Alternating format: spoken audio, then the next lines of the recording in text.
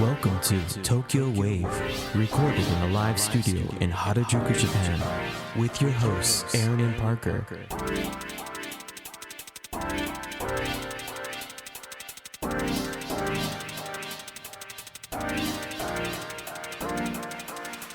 Alright everyone, welcome to episode 87 of Tokyo Wave. We're your hosts, Aaron Randall and Parker Allen.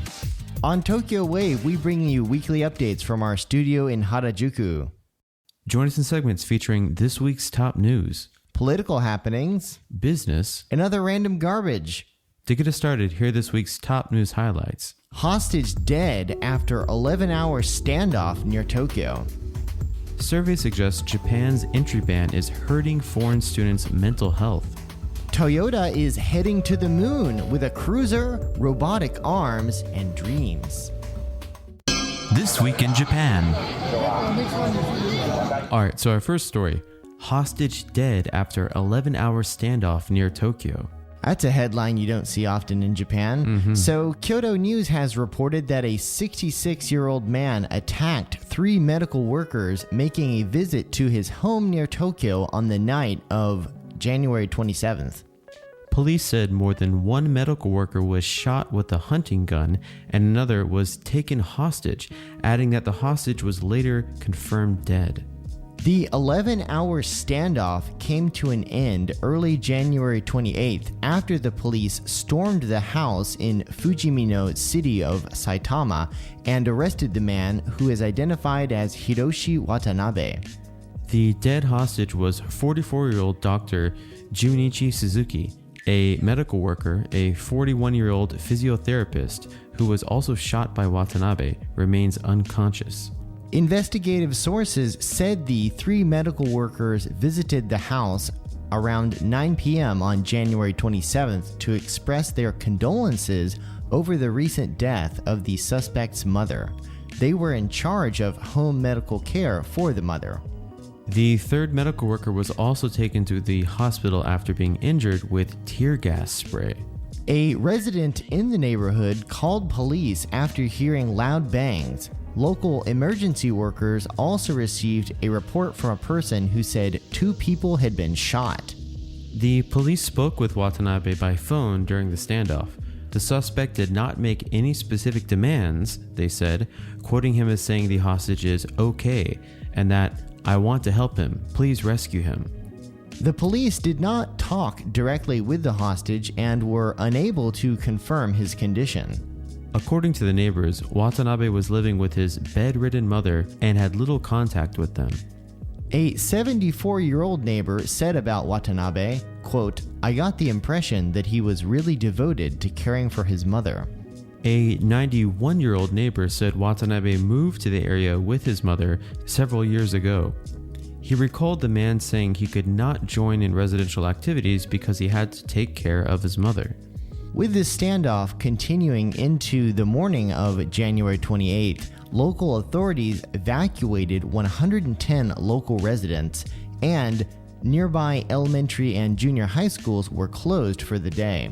A 19-year-old university student living nearby heard a loud bang while at home on Thursday night.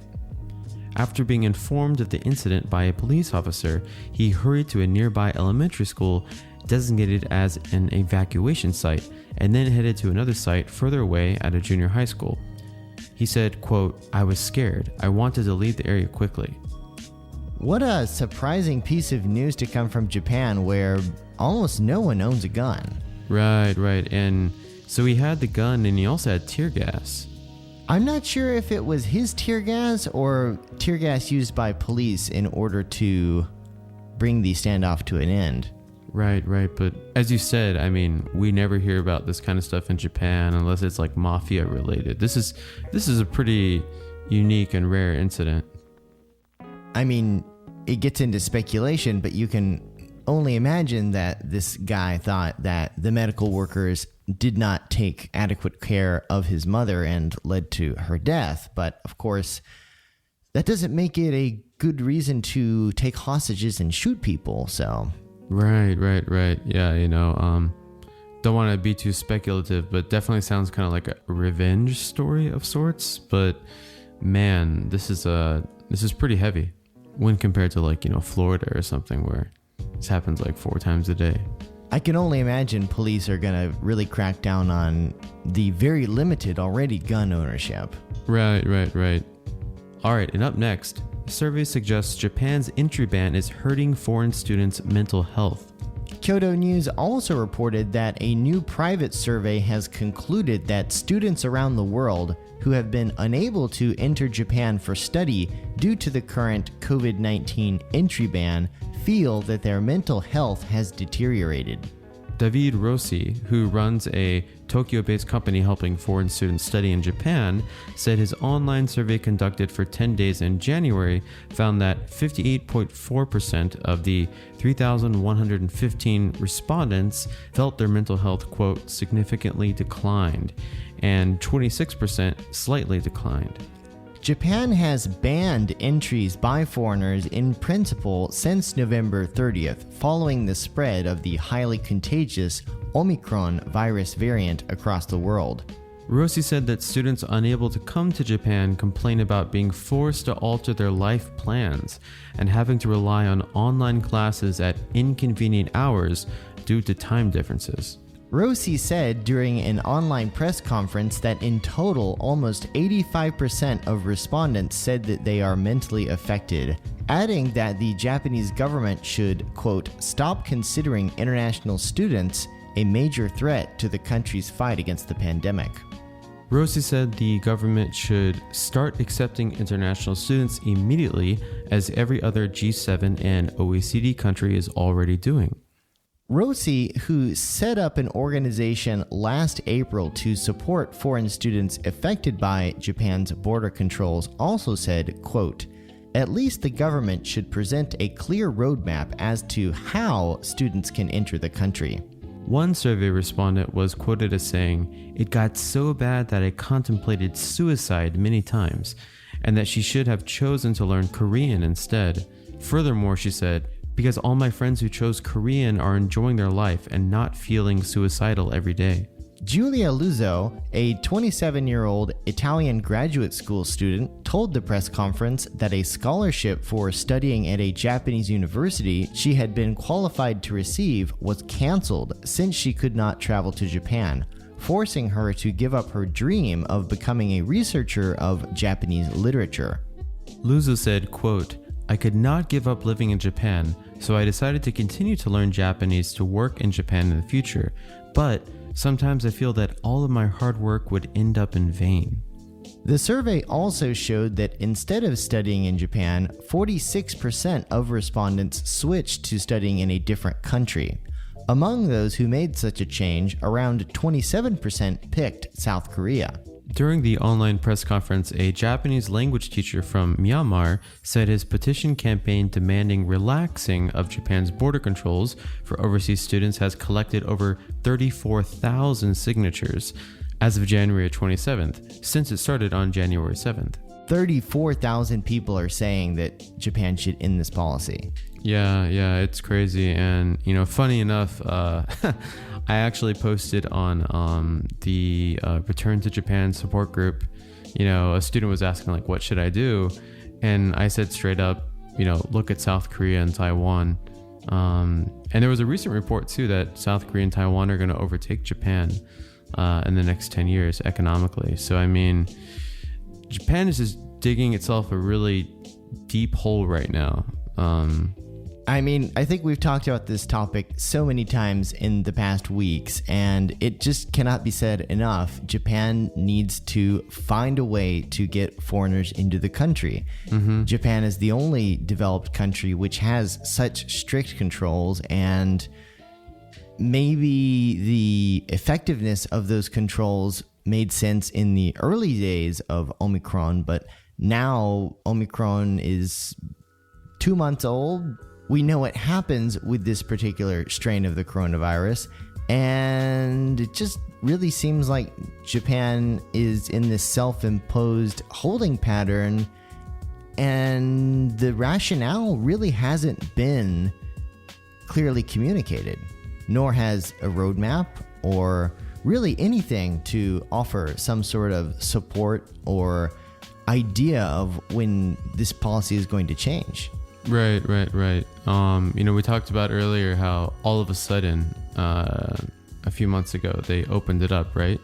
But when they decided to randomly open it up, nothing had been communicated prior to that. So even all the agencies responsible for helping foreigners back in didn't know. It was November the 8th. Yes. Yeah, I remember it like it was yesterday. And it was like opening the floodgates. Finally, there's a way to get into Japan. And it was quite disorganized, and there were a lot of problems with it. And just as soon as it had opened, 3 weeks later, on December the 1st, Japan closed its borders again, and they remain closed as of this recording on January 28th. Parker, let me ask you. I mean, a lot of people on online forums and stuff are pointing to like historical Japan being a very isolationist country, and the country was cut off for what, like a few hundred years.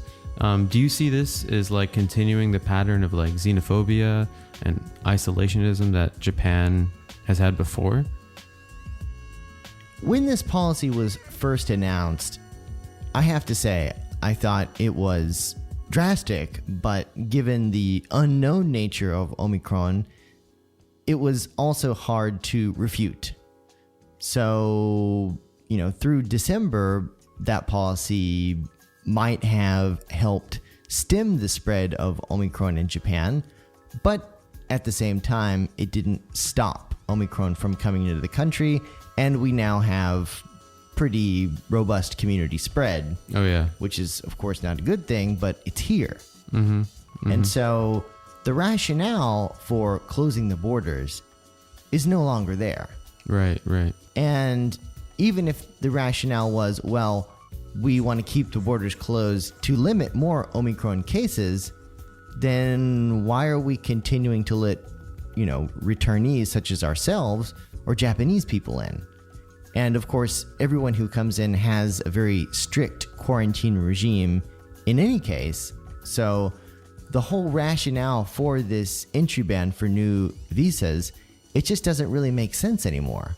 No. There's really no way to get around it or explain it. Right. And in retrospect, looking at the past 20 years or so too, I think you and I both were the product of Abe-era immigration policy, in which they really were trying to push foreign students, foreign researchers, foreign workers to come here and help out the economy. And I'm not trying to brag, but we actually did that. We invested into the country, and we went to schools here, and we opened businesses here.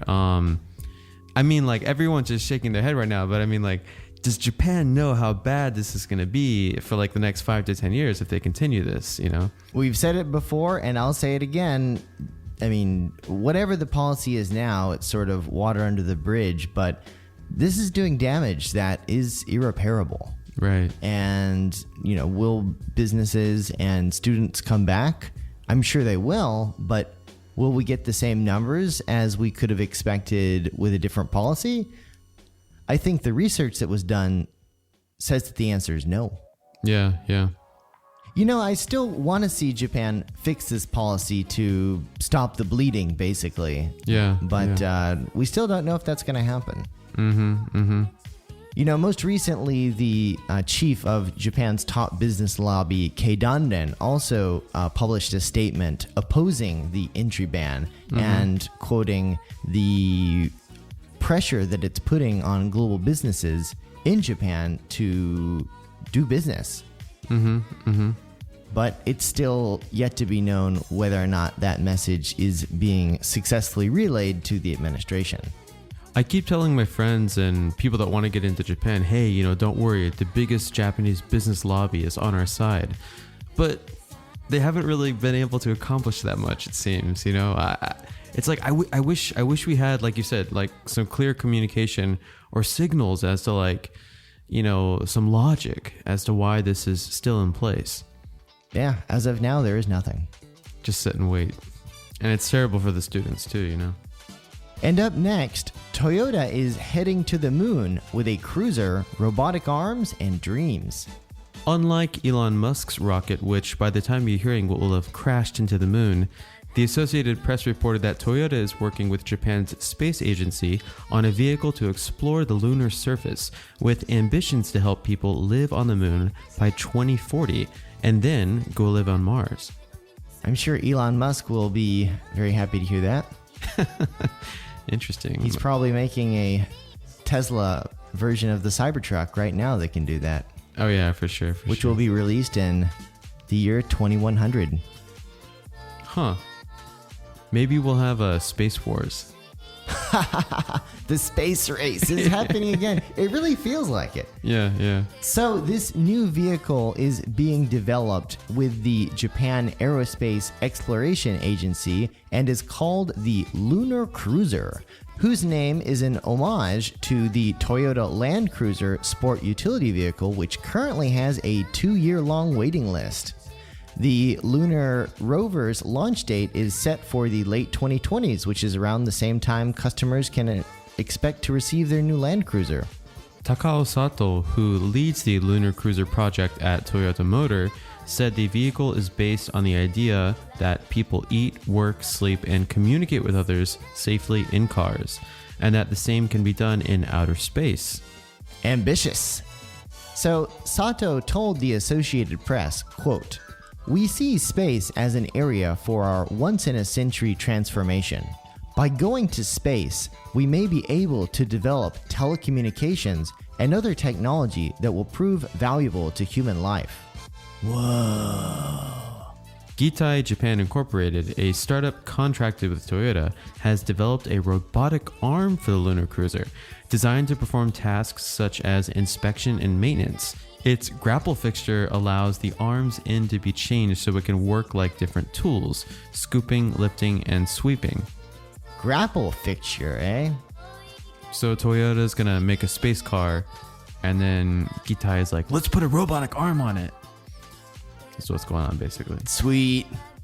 Gitai's chief executive, Sho Nakanose, said he felt the challenge of blasting off into space has basically been met, but working in space entailed big costs and hazards for astronauts.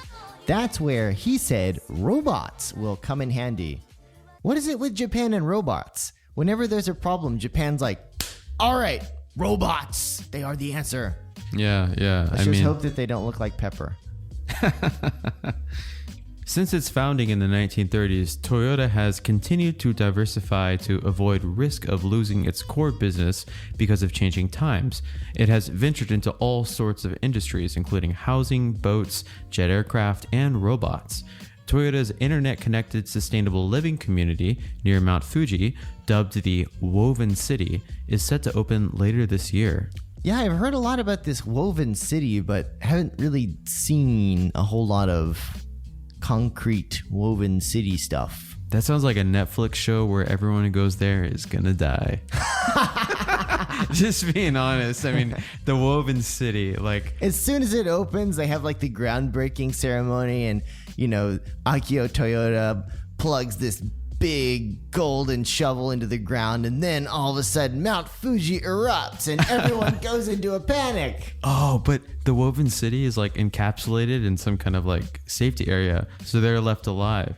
But they've been cut off from the rest of the world, and then like they start like fighting amongst each other because resources are limited. Yeah. And then, because it's an action movie, after Mount Fuji erupts, Godzilla's final form emerges from Mount Fuji and starts attacking the Woven City.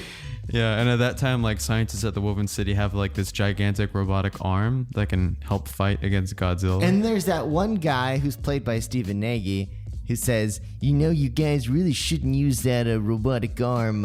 It might piss off Godzilla. It uses atomic energy power. We've never tested this kind of power before. And then they use the robotic arm, and Godzilla's like, oh, you pissed me off, and then everybody dies. Yeah, the robotic arm explodes and turns Godzilla into like nuclear Godzilla, and then he can just like anything he touches just like disintegrates immediately. But Stephen Nagy and like his team like escape somewhere like to a U.S. base in the Lunar Cruiser, yeah, which also works on land. And at the end, we see an American flag who rescued the people. There you go, Netflix. We made you a movie. That would actually be pretty cool. Woven City, coming soon to Netflix. All right, and up next on Let's Talk About Creative Stuff Time, we're going to talk about an afternoon at Japan's wildest guitar shop. You're now listening to Tokyo Wave.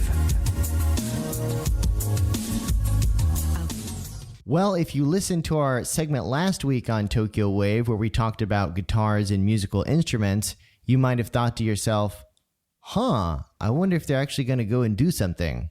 If the answer is yes, continue listening. If the answer is no, see you next week. Because we're going to talk about guitars. So after we did our podcast on Ishibashi Shibuya, we had to check it out. And so we spent an afternoon at what is most definitely Japan's wildest guitar shop. Ishibashi in Shibuya is this massive guitar store. Yeah, so, I've been to Ishibashi quite a few times, but it was fun taking you there, Parker, because it made me once again realize just how massive and awesome this store is. And, to those who are from like the US and whatnot, there doesn't really exist like that many different guitars in one central location. They really kind of packed everything in there. And I mean, Ishibashi and Shibuya isn't really that big. I mean, it's just one floor of a building, but in that floor space, they have thousands of guitars, basses, both new and used. And I was looking for a mini guitar, as we discussed last week, because I got small hands. And of course, they've got those too, but holy shit, I've never seen that many guitars in my entire life. It felt like Wayne's World. It's like, what? No stairway? No, it's really fun walking in there. And for me too, when I discovered it, I think like that day I bought a guitar because I was like, holy shit. They've got the newest and the greatest guitars that like aficionados and current session players are looking for. Then they've got vintage guitars, which are truly like used pieces of equipment from, like the 60s and whatnot. They've got refurbished models.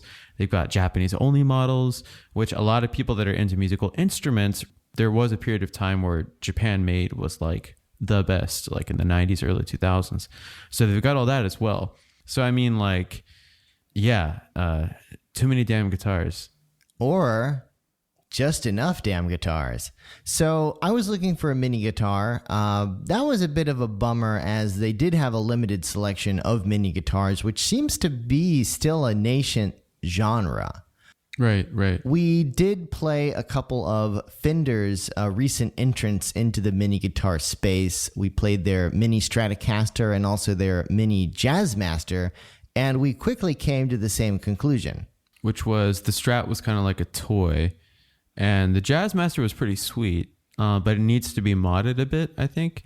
But I will say the maple neck of the mini Jazzmaster makes it a really good starting point for modification. And also, I played it for like 30, 45 minutes, and I was like off into outer space, like with the pedals. That thing played really well. Yeah, you were like in a different world, man. I was like, Aaron, what about this? And you're just like, nah, man, in the zone. I mean, the thing about the mini guitars too is for any guitarist, the chord patterns that, will span from like, 5 frets long are so much easier to play on the mini, because literally you're getting like a couple extra centimeters or inches of miniaturization. So you can hit all these very complex chord patterns very quickly. And you can also just do like bending and a lot of other stuff a lot easier. And so it was actually educational for me to watch the shop attendants, because, in America, if you go to a guitar store, when I was in my teens, I would always go to Guitar Center, which is a big chain all over the United States. And they will immediately try to sell you anything and everything. But this store was very different. We picked up the Strat and wanted to play it, and the guy takes a look at it, and he's kind of looking at it and looking at it and looking at it some more, and then he says, give me a second. And he takes it over to a corner and starts kind of messing with it. Then he comes back and says, this one's messed up. Don't buy it. Yes, yes. That would never happen. Yeah, they're really, really good at that. The shop I talked about last week, Koizumigaki in Kyoto, when I bought my hand pan, they had ordered 10 hand pans from China, and only 6 of them were tuned properly. And the other 4, they don't sell. They don't put them out. They don't let customers mess with them because they know that they know that they weren't like manufactured properly. So yeah, this store is also really cool. And if a bridge is like messed up or broken, they'll fix it for you, repair it for you on the spot. If there's any electronic issues, they'll repair it for you. They'll be like, oh, wait a second, the electronics are screwed up. We got to fix that. And so when we went to Ishibashi in Shibuya, I had brought in a guitar that I picked up over the weekend because I am crazy. I got a resonator, and it was playing pretty good, but Aaron and I kind of decided that the strings were just too heavy for a beginner like myself. And so we went in there with the idea of getting it restrung, and they restrung it in record time. They said, it'll probably take about 2 hours. And like 30 minutes later, like, it's done. Yeah. Here you go. The service is incredible here. I mean, it's always like under promise and over deliver. Yeah. It's true. Yeah. And, there's also lots of other stuff there too, right? There's a huge pedal selection. I mean, dear God, I have a couple friends back in the States that are really big on guitar pedals, and they've got everything there. Like every pedal you could imagine, they have it. And they're totally cool with you, just sitting there and like messing around for hours. Yeah, and it was really surprising for me because I always thought, Boss pedals, that was the brand that I knew like from growing up, and everybody had all these Boss pedals, and they're good pedals, but we played using, what was it, a distortion pedal from Boss, and it was reverb. Right. And so we played the Boss reverb pedal, and then we played, of course, a more expensive one from, I think, a British manufacturer, and the other one whooped its ass. It was night and day. Yeah. I mean, just the ability to have that kind of selection and be able to just like very quickly, like kind of sift through them and see which ones work, which ones don't. Also, it was really eye-opening to see the different selection of amps there. They had so many amps, and I was almost certain that I was going to buy the little orange amp because it's orange. Yeah. It looks cool. It looks vintage. It looks like it probably has a pretty good sound, but we plugged that in and played it for like, 2 minutes? Yeah. It was crap. Right. Yeah. I mean, if I had bought that online, I would have just had to deal with it. But being able to test it out and then, of course, compare it to the massive selection of cooler amps that they have there, very quickly made me realize that I needed a bigger amp. And, a lot of this stuff can be, we should say, like, a lot of this can be enjoyed by not just like pro guitarists, but people that are interested in getting into guitar. Parker, like yourself, like you're jumping into it. And I think the shop is really good at that. Actually, before me and you went, I remember being in there like a few months ago, and there was a Japanese girl looking at different guitars, and they were like giving her a lesson and like showing like in a good way, like, oh, this is how you play this chord. And like, they're very, very promoting, of people like learning and messing around with different equipment and stuff. Definitely. And they're really not sugarcoating about any of the gear. Like if something is not good, or they'll say, don't get that one, get this one. Yes, and so we were looking at amps, and I wanted to buy a tube amp because tubes are cool. And looking at all of the different amps, you would think they're probably going to show you something that costs like $5,000 because profit. Right. But they ended up showing us a Fender amp. What was that? It was a Blues Junior. Oh, yeah. That thing was like $700, and holy hell, it makes such a cool sound. Yeah, the Fender Twin Reverb, the Blues Junior, all those old school Fender amps are just so damn good. They've been in the industry for since the 70s and whatnot too. Yeah, and I always thought, a Fender was a guitar company and didn't really think about, their amps as being something to focus on. But man, I was wrong. Got that. Yeah, yeah. And so now I'm the proud owner of a Fender Blues Junior. It's lit. Yeah. Still can't play guitar worth a shit, but have a cool amp. Mission accomplished. Well, that's where you start. And you also visited another shop in Olchane-Mizu? Yeah, and so we were looking at mini guitars, and the Fender Jazzmaster was really cool, but it wasn't, for someone who wants something a little bit flashier. It was just a very simple guitar. And I kept thinking, this is cool, but I know there's something cooler out there. And looking online, I noticed that, you look at the different mini guitar manufacturers and, Fender's got some, Vox has got some, Epiphone has got some, but they're all, beginner models, really basic. They're not really fancy, or they're just, really basic stuff.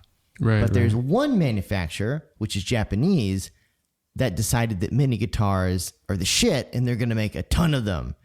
That manufacturer is ESP.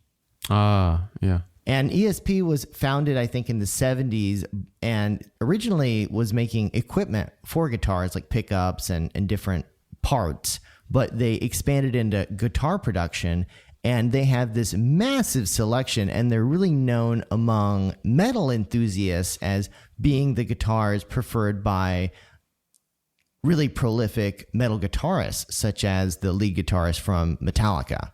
Yeah. And these new mini guitars too, I think it's new, and I think it's going to be explosive, because any good guitarist, this happened first with acoustic guitars like 10 years ago with the Baby Taylor. Taylor's a acoustic guitar manufacturer, and they make some electric guitars too. But they made a 3/4 size guitar, and everyone was like, "Holy shit! With this guitar, everything's easier to play because things are closer together." So with the right like craftsmanship that can go into a mini, for any like veteran guitar player or even a beginner, things are just easier. So yeah, I think this is going to be a new fad. We'll see on YouTube, soon. And already like some people are modding these mini guitars and doing all sorts of crazy stuff, changing out the tuning knobs, changing out the pickups, really just sort of changing everything except for the body. And the sound they're able to create as a result is insane. Absolutely. Parker, you also introduced me to a store I admittedly did not know existed in Japan. The very funny name Hard Off. We went there. They had a crap ton of guitar pedals and guitars and mandolins and other stuff. And they had a lot of really good used records. So I was kind of shocked that Hard Off is kind of like the book off of equipment, right? Like household equipment, electronics, records. Exactly. And anybody who's been in Japan for a while has probably either walked past a Hard Off or maybe gone inside and spent hours staring at this weird collection of stuff that they have. I mean, I remember the first few times I went into Hard Off, I didn't know what to do because there was so much stuff. Yeah. It's overwhelming, and they play this really annoying soundtrack that goes on repeat, and it's kind of like going into an electronic shop in Japan. It's just very like overwhelming. It was cool too, because with the guitars and everything, like we picked out some guitars and basses, or I did, that I wanted to test, and I picked out the pedals, and they put it all next to an amp, and they're like, okay, there you go. So at the guitar stores, they tune everything for you, and then they sit there and they kind of watch you while you're playing. At Hard Off, they're like, do whatever you want, and I think I was there for like an hour just messing around with all this stuff and retuning it myself, and they didn't have any issue with that. As a matter of fact, like right next to me, there was some electronic thing that was extremely loud. So I think it's a great place to get some good used gear. Yeah, definitely. And the record selection was insane. While Aaron was jamming out on all these different used guitars and pedals, I was looking through all of the thousands of records that they had. And it's funny because Hard Off has, of course, nice records that are worth something, which have prices on them. And then they have crates and crates and crates and more crates of records with no price on them. Yeah, and all of those records are 100 yen or $1. It's amazing. It's insane. They're not organized too, and they're not organized. Yeah, and there's pieces of gold in there. I got the original soundtrack for Flashdance. That's right. Yeah, and I just thought, yeah, what a feeling, awesome. And then I didn't even think about it. I put it in the bag and bought it and took it back and played it the other day. And I looked on the back of Flashdance and I realized it was produced by Giorgio Moroder. Oh, no way. And so it was like this amazing, synth pop production. Yeah. And, more than half of the songs on the album are produced by Giorgio Moroder, who is this prolific, 1980s porn mustache, awesome Italian, the people who Daft Punk look up to, basically. Yeah. And wow, that was just one of them. Yeah, that was just one. I mean, we got so many records. And also, for those who are into, vintage video games, I mean, they had, the cartridges wrapped in, this nice plastic wrap. And they looked like brand new, like the SNES or Super Famicom cartridges and everything. It's like, damn, man. I'm glad I don't live right next to one of these stores because I feel like I'd go in there every day and just, It really is heaven for nerds. For sure. It doesn't matter what you're nerdy about. It's there's the video games, and then 2 aisles over, there's vintage audio equipment. And then 2 aisles over, there's all these different game consoles. They even had a cash counting machine. Yeah. We should also point out too that, and record collectors in other countries know this, the Japanese editions of most records are high in demand, and that's because Japanese take such good care of their stuff. So even when I started my record collection 5-6 years ago, I picked up an Eagles record, lots of famous records like Led Zeppelin and stuff, and I was expecting it to just be bumpy and scratchy. Damn, it's really clear. They're and brand new. And it's funny, I bought, a dozen records that were labeled as junk, and they were 500 yen or $5. Yeah. And they said junk, and it said why. And the reason why was, there's a scratch or the cover is messed up or whatever. And I played those records. You can't tell the difference. I'm sure an audiophile can, but just listening to it casually, it sounds perfect. That's the thing. The standard that they put the records against are that of an audiophile. So if it's a John Lennon, Paul McCartney record, and there's a scratch on the song Imagine, and it skips once, it goes from $200 to $2, Definitely. Well, and so I was about to buy a copy of Pink Floyd The Wall, which of course is an awesome record. And I had a problem because they had 2 copies of Pink Floyd The Wall, with all the album art and the whole shebang. And I couldn't figure out which one I wanted. And I set them over to the side, and I was going to, look inside and try and figure out which one is better, because they won't let you play the records at Hard Off. That's right. Yeah. And so that's sort of a bummer, but obviously they're cheap. So, you want to play the records, go to an expensive record store, or, try your luck at Hard Off and maybe you'll luck out. Yeah. But the very sad end of that story was I put the 2 editions of Pink Floyd The Wall over to the side, and I forgot to buy either of them. Damn. Well, next time, I'm sure next time you go, they might have 3. It's crazy. Doubt it. With the work that you're doing, also with Akiya Ninaka, these abandoned houses, you find houses that are filled with, records and books and whatnot. It's not surprising. You can imagine an elderly Japanese person bringing in just all their stuff because they need to get rid of it. And there's some pieces of gold in there. So So one thing, I was talking to someone on Twitter about this, and here is a top tip that I would never have thought of.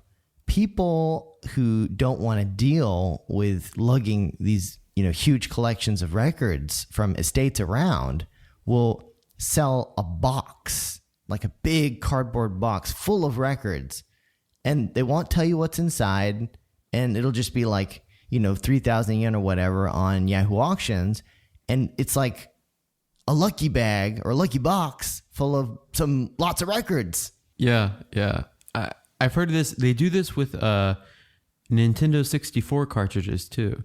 They put like 10 of them in this plastic wrap, and they, all you can see is the first one, but you don't know what's in there. So you might get GoldenEye or like Super Smash Brothers, but yeah.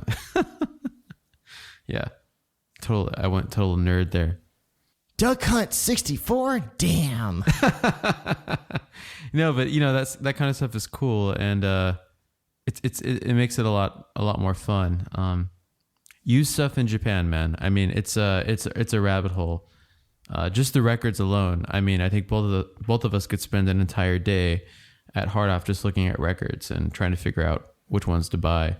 And I definitely thought that doing that reminded me that as through the pandemic, we've had to shift our focus from going out and hanging out with friends and going out drinking and going to parties and clubs and all that fun stuff. That's more or less dead in Tokyo right now, although it's not totally dead. It's very much sidelined. Right, and of course, with this new Omicron spread we're having right now, people are spending a lot more time at home and not really doing much of anything. So,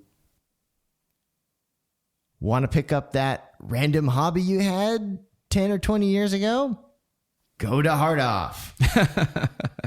Exactly. It's a great place to rediscover your hobbies. And, as we're saying, like a lot of this stuff is super cheap too. So, I'd say before discovering these used stores, like Hard Off and other instrument stores, my go-to place was like Craigslist, Japan, for instruments and stuff. But now that I've like jumped into this rabbit hole, the Craigslist is like, no way.